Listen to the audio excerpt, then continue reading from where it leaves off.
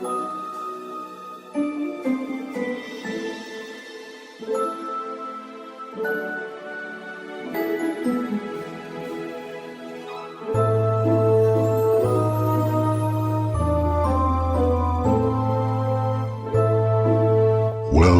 to Paranormal Conversations.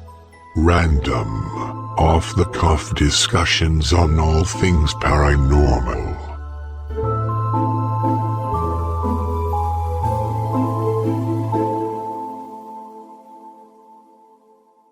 Welcome to Paranormal Conversations number 9. Kelly, on this episode, Mellanie Ramsey joins me, not us, because you weren't able to join us. You had to work late, and Mellanie had been scheduled for another evening, and she had something come up with a client and an emergency room and stuff, so we had to reschedule, and unfortunately it was during a time that you were working. She is the founder of Military Veterans Paranormal, and people might recognize that name, not only her name, but also the Paranormal group, because Mellanie joined us in 2017 to talk about the Old South Pittsburgh Hospital. Yeah, I was super bummed that I couldn't be a part of it, but it turned out fantastic. Well, the listeners loved Mellanie when she joined us back in 2017. They're going to love this too. She is a riot. She says it like it is, doesn't have a big filter. She's a veteran after all, combat medic. So she's seen a lot of stuff.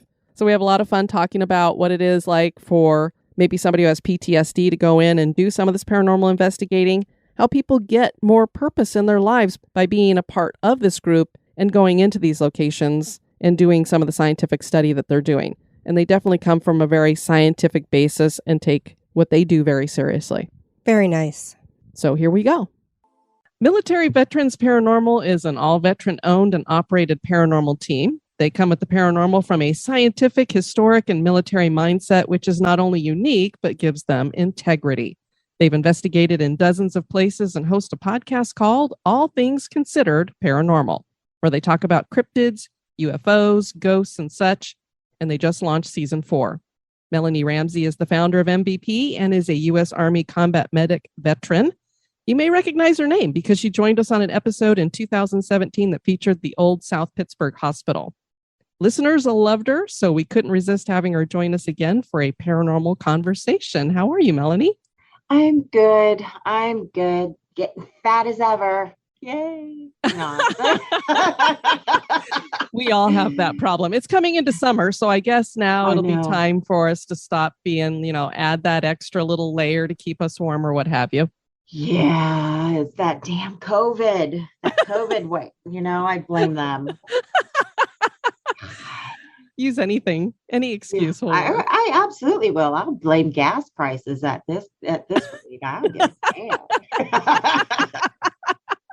Well, why don't I have you go ahead and tell everybody a little bit about yourself? And I know that MVP got started back in 2013. What got you starting that?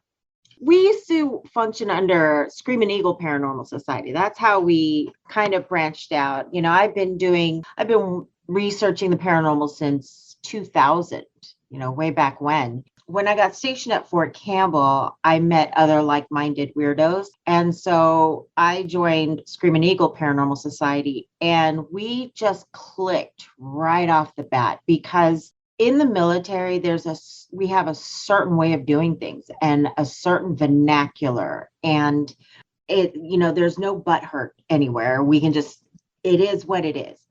I decided that, okay, what if we did something where it was just solely military, no civilians whatsoever, just the people that work on this team, you're either active duty or you're a confirmed veteran. And then that way we can use the methodology that we kind of use on missions, the way we approach an investigation. And it just worked. It worked really well. We've been doing it ever since. You know what I love about the fact that you are all military veterans, and thank you all for your service. We definitely appreciate it around this house, is that when you hear like a first responder, whether they're a firefighter or a policeman or somebody who's in the military, and they tell you these paranormal stories, ghostly experiences that they may have had, for me, it gives them a little bit more credence because these are people who have a little something to lose because... Yes. Maybe other people in their troop are going to make fun of them, or their job performance might be questioned or something like that. So that's one of the things that I really appreciate about you guys, because for you to come out and say, not only have we had some of these experiences, but we're actually going into those shadowy places and seeking it out, gives you that an upper level, I guess. And we also use different skills that we have been really trained and have been honed in on in our training, so that we don't just take anything or anyone for their words. We have to see, and there's steps that have to be done, and there's a lot of documentation involved. So I really appreciate my battle buddies and the other people that I've worked with over, all this time, just because we're able to balance it all.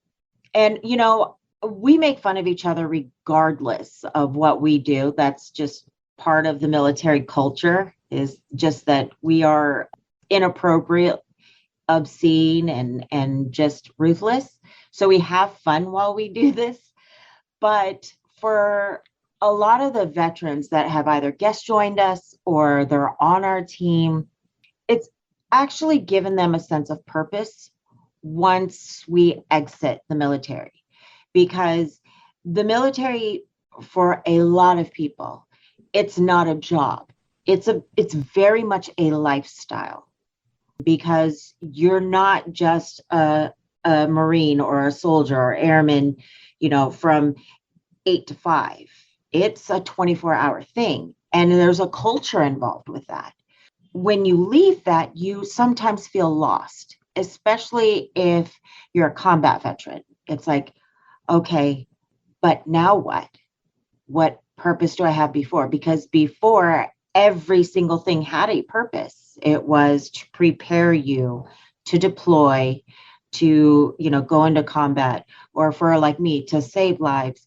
And then when you leave, whether it's through retirement or it's that time, you don't really know what to do. And so for the veterans that are on my team, there's a lot of people that have PTSD, for example. And I have one team member where the only time he can handle silence or sit completely still is when he's investigating.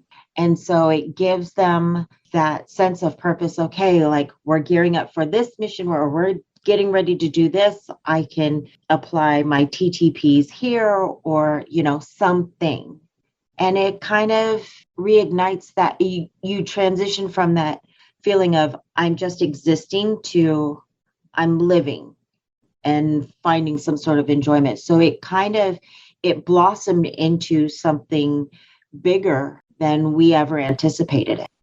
That's really cool. I actually was going to ask you about PTSD, because a lot of you have combat experience. And so does that ever seem to affect anybody when you go in somewhere and you have some kind of an experience that may be not necessarily negative, but maybe startling to some people, whether it's being touched or hearing a loud sound or something of that nature? And then the other thing I wanted to ask you is, we have a really good friend who did ghost tours in New Orleans, and now he's up in Gettysburg. And he also was a combat veteran, serves in the fire department and stuff. And he was out on Gettysburg, and he had a really moving experience out there, because he felt as though whatever soldiers are out there that might be trapped there kind of knew that he was on that same level.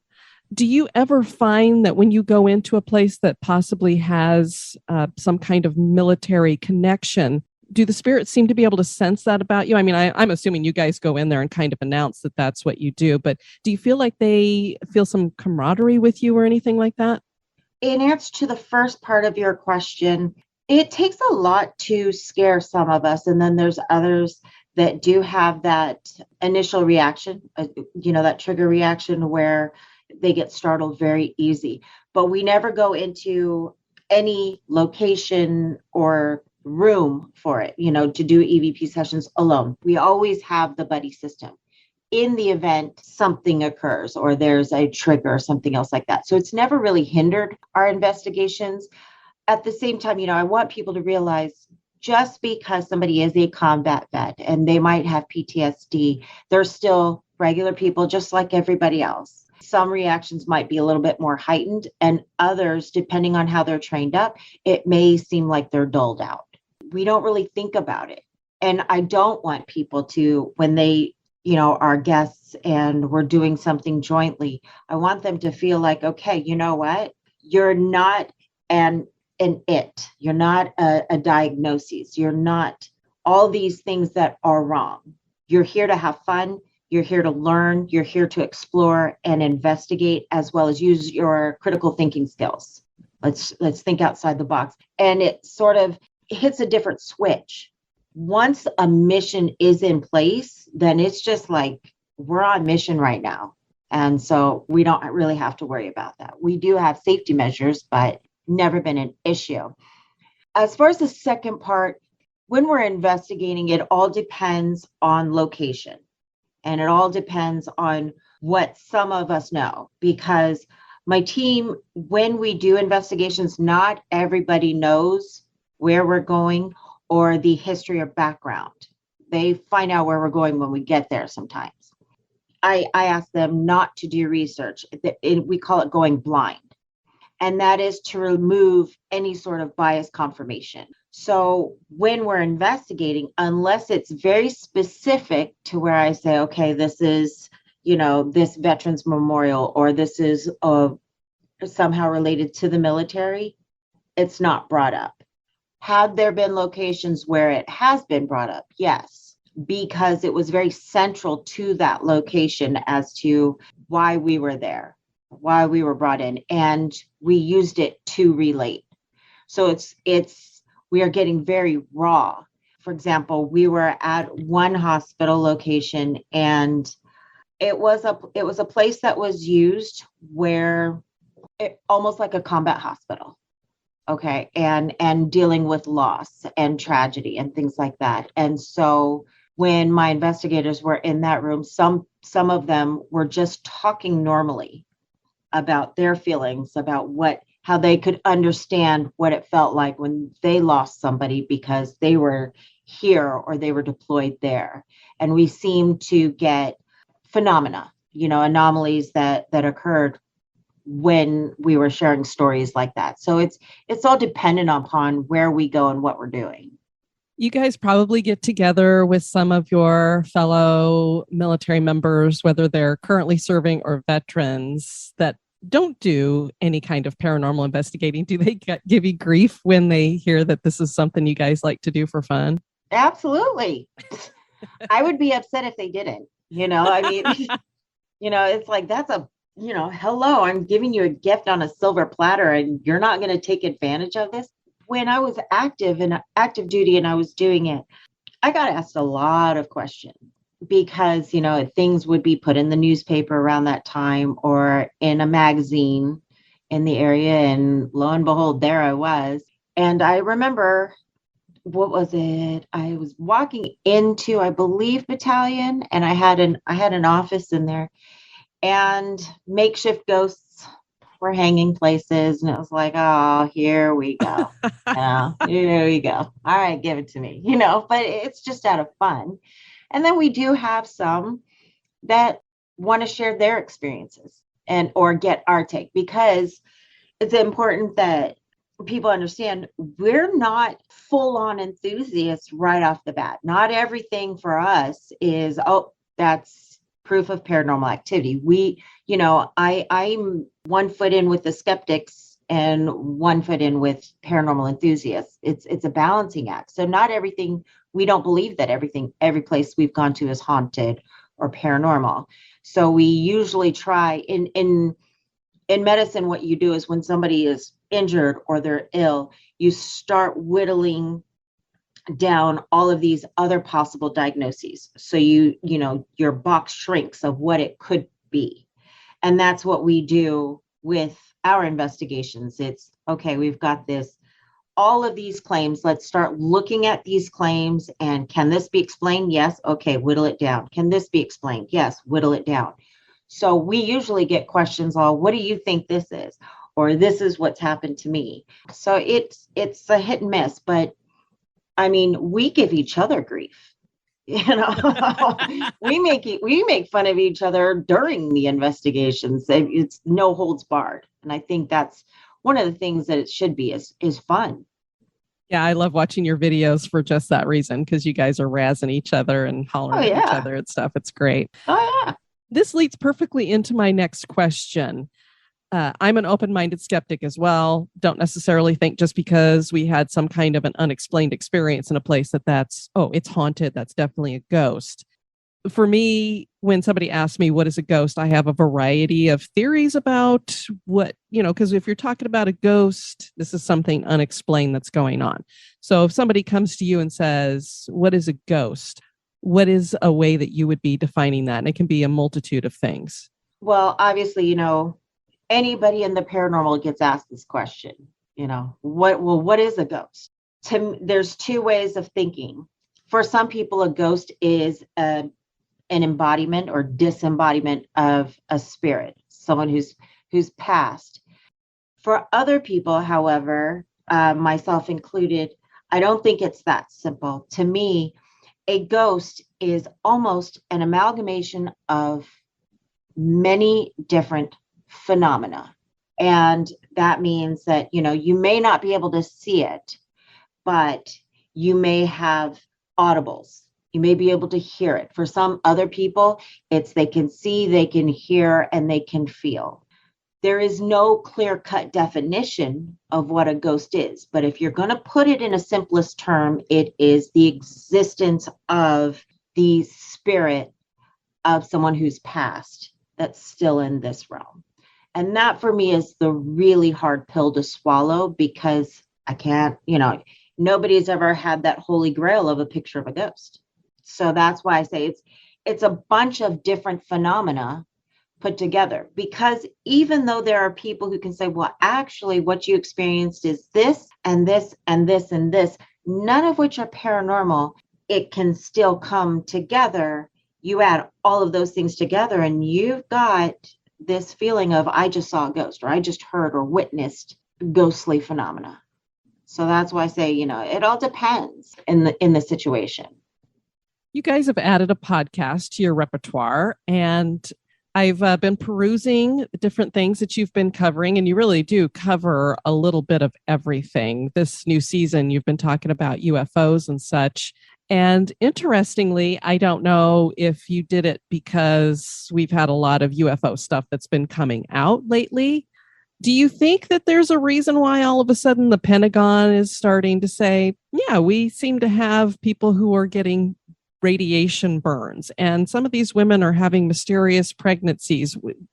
They're showing us a lot of military video that is showing these tic-tac type, whatever, flying things going on. Do you think there's a reason why all of a sudden they're not being so secretive about this stuff? They can't get away with it. It's a big difference. It's a big difference. In 1945, 1950, 60s, 70s, and even the 80s, you could get away with a lot of crap, because we're in such an age of technology where we've got these hackers, we've got leaks everywhere, and everybody has that information and accessibility in the palm of their hand with their phone. There's no way around it. The crap's out of the horse by this point. So you just got to either own it, because we're in a much more, not just technologically savvy society. We are also, I think, less gullible. We are, well, not everybody. I had to stop myself there. Like, that's not true. Depends upon what you're talking about. What? Yeah, right. But we got a lot of people saying, that's not making sense, and we want accountability. And look, what we've got this and this and this and this, and there's multiple recordings from various places. So quit lying. So your constituents are saying, BS. So yeah, I think that's the reason why. With our podcast, our first season was on UFOs. Our second season was on technology, paranormal technology. Our third season was on possessions and exorcisms. And this season, we are sharing from different genres of the paranormal. So in the beginning, 3 of us shared our favorite 3 UFO legends, tales.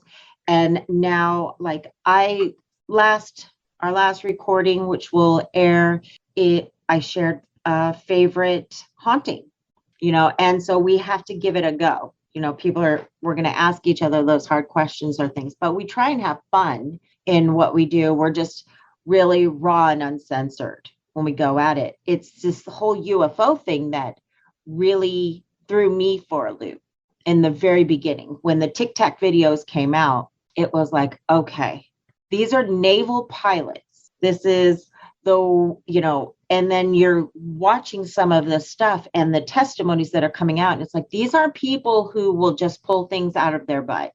These are people who are serious about their careers, because that's what's on the line, is their careers. And I think it generated enough, not necessarily concern, but also people are just so enthusiastic about what they saw that the government can't hide anymore behind the curtain that they had up before. We're just not buying it. I mean, the dirty laundry's out. I was like, quit playing. I agree. And, we all have these cameras on us constantly, since we all have a phone, and you have so many videos that come out. And I think people are starting, there's just so much information out there. They're starting to believe it more. When you see some of these videos, what do you think we are looking at? Is this like some kind of future technology? I hear stories that the military is years ahead in technology than what they're letting us know. Mm-hmm. We have other countries that might be further ahead, say China or something. Do you think we're looking at something that's more of an earthly thing? Do you think we're looking at something that's spiritual, something that's extraterrestrial? I don't believe it's like when I'm looking at what's captured by these naval pilots, I don't think, and the Tic Tac videos, I don't think it's anything spiritual. No, I think it is something very much physical. My initial thought is that there needs to be more information released. And yes, there needs to be more government research done into it rather than dismissed before, where like everything was pretty much dismissed as like a hot air balloon, like really guy. But okay, we'll just believe that one, because this is potential threats to national security. And so it should be at that level of seriousness. If this is something from, say, Russia or North Korea or China, then if they have that sort of technology, my butthole is puckering at this point. It's just like, whoa. I would say it's something more, it would be more probable of it being something extraterrestrial. And the only reason why is because it defies physics. And nothing man-made right now can do these things. For as advanced as our adversaries are, so are we. And if there was something that had that kind of capability, it would, for sure, we'd be investing even billions more dollars. We wouldn't have been in a war that we couldn't win in Afghanistan and it lasting 20 some odd years. And we then, get out with egg on our face, we would have won, but we don't. And then when you're seeing this movement and they're above, and it's underwater or it's under mass and it is zigzagging in a way that even pilots, physicists are all saying that's not humanly possible. There is nothing that can do that. At some point, somebody has to just say, okay, this is not man-made. This is not something we've made. And a part of me does not understand why it is so far-fetched to believe that there are extraterrestrials or the possibility of aliens visiting or UAPs visiting our world. Because let's think about this. We're just like a spot in the universe. Are humans so egotistical and narcissistic to think we are the only living, conscious, intelligent beings in the entire galaxy, universe, space? That's just idiotic. And that no one would want to visit us. Well, seeing what kind of societies we are now, I wouldn't. I'd be like, oh, these bastards are going to end it. Don't worry. We'll get the resources after. But we go to, and we're exploring space. Who's to say that they're not exploring space as well, and they've come across us? Because we would do the same thing. let's just be real, folks. If there were aliens walking around Mars and stuff like that, and they've got all this good, cool stuff, we'd be like, whoa, okay, let me see what they got going on here. Okay, they're a little bit archaic, but I do think I could use all of this in my world. So just going to figure out how to accomplish all of these things. There's just, I was never a big UFOer before. Still really not. I still, go ahead and flog me. I still don't like Star Trek or Battle. I am not a Star Wars nerd, but it is just mind blowing to me, the fact that there are still people that don't believe that there is even a possibility of alien technology. And it's just like, really? But you believed in Santa Claus at one point. Exactly. Gotcha. Yeah, for me, UFOs have always been kind of on the bottom of the list when it comes to paranormal. I haven't been real interested, but I have started paying more attention more recently, just because we're having so much government saying we're putting this stuff out there. So it's like, okay, now I'm going to start paying attention, because there's a reason why, that this is happening. They could be coming here for a variety of reasons. And if they're coming from all different places, they would have all different reasons. Are we their zoo that they come to see what's going on over here? We're a train wreck. We are an absolute train wreck. We're like the best reality show drama ever. So it's, they probably pay money to just say, okay, I want to go watch. I want to go, you guys. And, it's like the best date ever. You want to see crazy? Come look at these people. That's us. I totally agree. But I think that people, a lot of people in the paranormal, or people from the outside looking in, they think that the paranormal is just ghosts and hauntings and demons.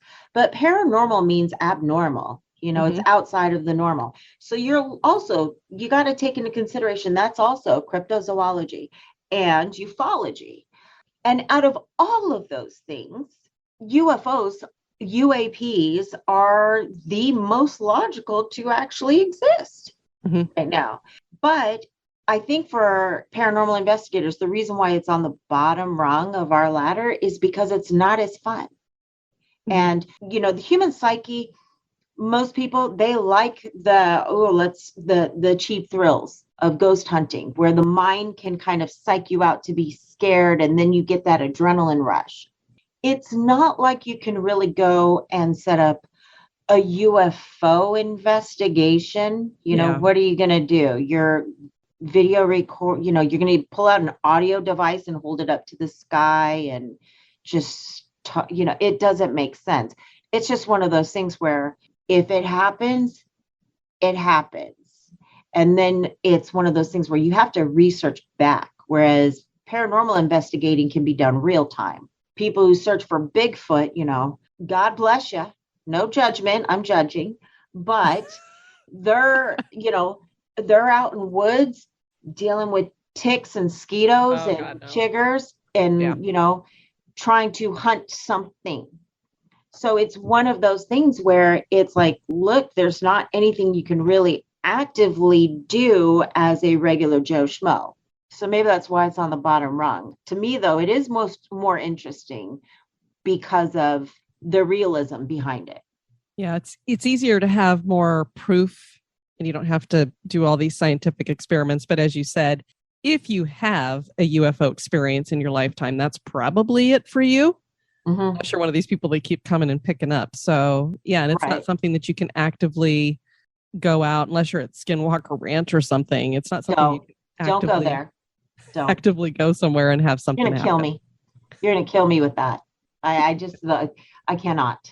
My level of when I watch some of these things on TV and how far-fetched some things get, like the legend of or the Skinwalker Ranch and things like that, I'm just like, get a big giant hefty bag, take me out back, put me out of my misery, put me in the bag and just sling me because I just can't take it anymore. It's just so far-fetched, Yep. But ancient aliens, you're like, okay, this is ridiculous, but they've got a point. You can't help it. You can't help it. You can sit there on your couch and you're like, Oh my gosh, this guy, what a joke. I can't believe his hair, but that does kind of make sense. Yeah, I mean, he takes you to a location and you're like, how did they cut the stones and make them fit Yeah. so perfectly? I Yeah. don't believe in any of this, but if I did, yeah, I didn't think about that. That does kind of satisfy that little itch I have right on that point. Yeah, but I'm still not, I still don't want to watch this, but I'm going to just keep it on for a little bit more, just in case, it's one of those things. Yep. Well, and speaking of far-fetched and a little out there, I know you guys did an episode on the Warrens. When it comes to Ed and Lorraine, I Oh mean, my God, I have a people. feeling you feel the same way I do about them. Man, I must have hit a nerve with some people. No surprise there. But yes, we did. And we're actually going to dedicate a season to their individual cases, Cool. like one-on-one. But what we did was we looked at them as a collective and who are they? Because people in the paranormal, it's one of two ways. You either revere them and they are like the godfather and godmother of the paranormal, or you're just like, do I look dumb? Kind of thing. And Yeah. I'm in the second half, and I think, I hit a nerve with people because I said, I think that they're hoaxsters. I think it was the greatest fraud out of, and there are people who will still buy it, but I do not. And it's only because you have to dig, people. You can't just take everything off of Travel Channel and Destination America and Discovery America and just believe it. The Conjuring, great movies, thoroughly enjoyed it. Amityville, even kind of liked that movie. But when you start digging and you're like, where's the documentation for this stuff? Oh, wait, that's right. It doesn't exist. And where did you get that from? And then some things, it's like, for example, Ed Warren said that they testified and they set precedents with case law because of they were able to prove that that it was demonic activity and a ghost exists. I had so many 4-letter words come out of my mouth, just like, it was like, no, you didn't. Liar, liar, pants on fire. But, there are some people who, for lack of a better term, they just worship the ground the Warrens walk on. I'm not one of them. I have a team member that does like them, and he's more apt to believing what they say. I'm not saying that Lorraine Warren was not a nice person. It's not about that. It's just about the level of crap that was just piled. Yeah, if I give them any little bit of credence, it would just be maybe in the beginning they, had some paranormal activity and then Ed just kind of went cha-ching and started running with it. But I'm sure with your experience, our experiences going into these locations that have some weird stuff going on, for you to run into a demon, unless you're Zach Bagans, it doesn't happen. And then when they talk about some of this demonic activity, it is so over the top. Yes. That it's just incredulous. Yes. Like if people listen to that episode that we did, in one case, regarding a farmer, he stated that he was standing right there and the farmer's head exploded right in front of him and I'm just thinking like, okay, for what? Did you not think that there are records? How does a man live and continue to tell his story after his head exploded? Yeah. And then some of their documentation, like in the Enfield, he said, this is a picture of the young girl levitating and while she's sleeping. And I'm like, do you not see her eyes? Because they're open and she's not levitating. She's jumping on a bed. Yeah. I mean, it's like, why? It just some of the tales. Now, I do think that, when Ed Warren was on ship, and there's some problems with some of his claims as to he did serve He was not in World War II. Okay, he was not in any battles. His ship was never sunk. He was not a lone survivor. He did claim that, but when he was on ship, he admitted that he read a scary tales kind of book, like that kind of book. And then all of a sudden, when he comes off ship, and then he's in a civilian, suddenly he starts feeling like, oh, I can feel presences. So then he starts this isn't creepy whatsoever, but let me just post up outside someone's house that I don't know, paint the house.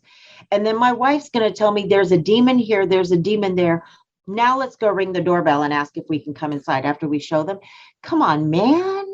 Come on.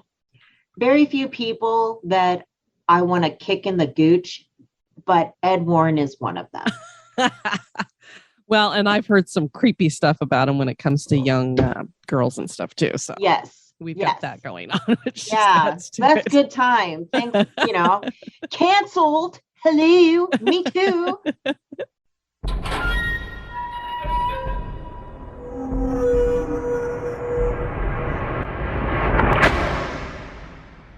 In over 20 years, there's very few times that I've had activity where I'm scratching my head like, I can't believe that just happened. And it's what keeps me believing in, I do think there is something there.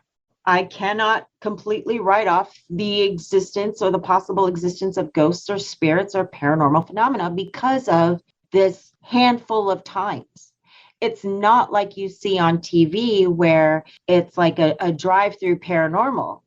Every 30 minutes, you're going to get this kind of demonic presence and, and then you walk out and suddenly you've been exorcised. It's not like that. Or loud clanks and footsteps each time. A lot of times you'll go to these places and you'll be like, well, I could have totally slept. Yeah. I usually tell people paranormal investigating can be boring. Mm-hmm. It can be you're sitting, and I can see why people look at us crazy. We're sitting in a room with little to low light, talking to ourselves. Exactly. You do sound crazy. Yeah, we do. We sound and making up stories where it's just like, it is what it is. I make it a point to never ask, is there someone here? Can you give us a sign of your presence? That sort of thing. I try and make it as interesting for myself as possible because we're sitting there for like 30 minutes. And when you're close to 50 years old, your bones are weary, your joints are achy, so it's a huge compromise. Getting up from that kind of hard, cold ground takes 30 minutes in and of itself. That is so true. It's like, I have to stay overnight. Where? On the floor? No. What? Yeah, my bedtime's 8 right after the Family Feud. That totally is. It's like, I sit there and go, I love it when we can find an investigation that's like starts at 6, ends at 11. Cause I'm like, I'm usually heading off to bed about 8. I've got my little sleep number that I can put it whatever I want. Do I want it a little more cushy tonight? So yeah, it's hard the older you get to be like, yeah, I'm okay with doing this stuff now. Mm-hmm. Yeah. Do you have a favorite piece of equipment? No, I actually do not. I don't subscribe to all of these handy dandy gadgets with all the bells and whistles and lights. Sure. If it has all of those things, I usually will say, please don't bring that along. To me, that's just a toy for a cat or a dog. Because it's a bunch of balderdash. It really is, in my opinion. All I can think of, maybe this is the age, is, man, you spent how much on that? That's a water bill. That's crazy. I do like the Tascam recorders because you can add additional microphones that are more sensitive so that you can get a multi-directional. So I do like those. But outside of that, I prefer the mind and critical thinking and being able to, and the telephone. or email to reach out to experts in a certain subject matter that I can reach out and they can answer questions. But when it comes to equipment outside of your basic task cam, no. And no, please, people, for the love of everything that is holy, do not use your phones. Don't use the phones. This isn't Ghost Brothers. Don't use the phones because and that's why I like those simple digital audio recorders. Mm-hmm. Because there's just so much less contamination. It's just keep it simple, stupid, just hit that record button. That's all you have to do. And everything else, if it's there, it's there. I mean, honestly, if it's there, it's there. If you needed a roly-poly kind of thesaurus dictionary that's just going to spit out words randomly, that doesn't make any sense to me. It's, people have been doing this for a very, very long time. They didn't have any of all that crap. I've seen people who've had more success using tinfoil or baby powder down a hallway. No, people were doing this before Paranormal Activity, but they would sprinkle crap down all over the floor because you would see it if it was walking. You would hear it. You didn't need a fancy schmancy sensor to tell you. It's just like, well, look, there it is. If they want to be seen, they'll be seen. Yeah, I always say some of the most profound experiences I've had are things that I can't share. I always say I don't really care about proving anything to anybody. This has mostly been something I've done for myself. Mm-hmm. And I'm satisfied with a lot of the results I'm getting. And yeah, my most profound, I can't share it with somebody because it's just something that happened to me. It was something that I felt. And it's not just, I walked into a place and I felt kind of weird, because I had pizza or something. It's, I felt some kind of static electrical type something and I could tell it was touching me, something like that. Or I'm seeing something that you can't get on camera. Exactly. And when people are like, well, I wasn't there. You're right. And I don't have to prove it to you. At the end of the day, I'm not trying to prove the existence of ghosts. Mm-hmm. I'm doing something that I enjoy. If it happens, it happens. Just like, let's say if you're married, you don't have to prove to me that you love your spouse. And if you do love your spouse, you still can't prove it, but you do. Sure. You're there. You guys experience it. It's the same thing when we're investigating this sort of thing. 9.8 times out of 10, you're not going to catch it. You're not. I don't even know why people even bother taking cameras, because guess what? You ain't going to take a picture of it. It's just not going to happen. Because if it would have, if you could have, it would have already. We would have seen it. With the cynics, it doesn't matter if you had mogwai in your hand, they're still not going to believe it. Yeah. So why bother? We don't have to do anything except stay our color and die. And Michael Jackson even proved that one of those is kind of You don't have to do. Yeah. I ain't got to do nothing. Yeah. Do you have a dream place that you would like to investigate that you haven't done yet? Yes. The Devil's Playground. It is a campground in North Carolina. Okay. And the reason why is it's alleged that you can't stay awake in there. You've never met a combat vet with PTSD. Challenge accepted. Just won't take meds. Sleep anywhere. Supposedly, within this certain circle, if you do fall asleep, you will be somehow moved outside of a certain area. So for some reason, you can't stay within this little circle. First off, I love camping. And secondly, just the challenge of that, to be able to say, okay, one night, I did stay awake. And then the second night, okay, let's everybody go to sleep. And let's see if we're all in the same spot in the morning and have the cameras up. That is a dream place that I would really like to. It's simple. As far as the big places, I know that some people are like, oh, Waverly Hills or things like that. I would say no, a lot of those big places. I like the places that very few people know about or have been because they're not tainted. Yep, I agree. Like the Nashville State Penitentiary. Nashville State? No, the college doesn't have a jail, but Nashville's old prison, They won't let anybody investigate there or even step foot in there. I would love to. I think prisons like that, there's trauma, there's tragedy, there's anger, there's strife, and that to me intrigues me as to what the responses would be when you've got people who go to, I don't like the big pay to plays. I think they've just been so badly contaminated that Yep. it's just a waste of time, you know? So That's how we are. Our favorite locations are these small old county jails. That had the warden lived there, and Yes. there's just a few cells there. And we have gotten such great interactions there. They don't get visited hardly ever. Yeah, totally agree. When you go to some of the bigger places, not only do I think it's contaminated, but you don't know what's even in there now. Have people brought attachments with them? Have they conjured things? It's just, it doesn't help you to learn, because for me, the most important thing is the historical significance of this place. And if you've got that kind of contamination going on, you have no idea what the history Exactly. is, or have any way to use what you're getting for evidence to back up any of the historical. And that's how I feel too. And maybe that's because we're both history nerds.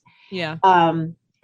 To me, that is what makes a place so alluring, is what is the real, not what you see on the internet and on, everybody's, paranormal team's page, but what is the real history behind here?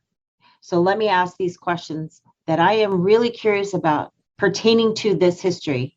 And I want to know, what are your thoughts? How did you feel about during that time period? Let's say prohibition was going on. Did you agree with that? Not, outside of that, to see with what the thoughts are there. I think when they become these big pay to play places, you don't know what they've set up to, just around there. I'm almost everywhere has their own cameras and Sure.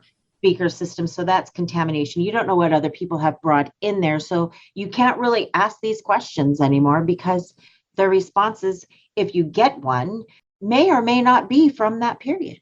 It's, it's something that someone else brought with them. So I think the little small tiny places, the obscure places, are what I find intriguing. Yeah. Mellanie, why don't you go ahead and share with the listeners where they can find out more about MVP? We still have our website, militaryveteransparanormal.com, but we're about to revamp it for the first time in like 5 years. Yeah, I'm really on top of things, folks. Pick a winner. We're on Facebook, we're on Instagram, and you can check out our podcast, Military Veterans Paranormal. It's our podcast called All Things Considered Paranormal. We're on Spotify, Apple iTunes, things like. Just look for us. We're just like that creepy uncle. We're around, You just gotta, Can't get rid of them. No. Well, thank you so much for joining us. I greatly appreciate it. Oh, I love your show. I still listen to it. Thank you. You're All right. welcome. Kelly, that was a great interview. And Melanie's going to be joining us in a couple of weeks when we do Wielden Manor, because this is a place that they've gone in and investigated a lot. And she's going to tell us about that. And they have a very chilling EVP that they caught there. Looking forward to it. Yeah, it's enough that I might not want to go in and investigate that place.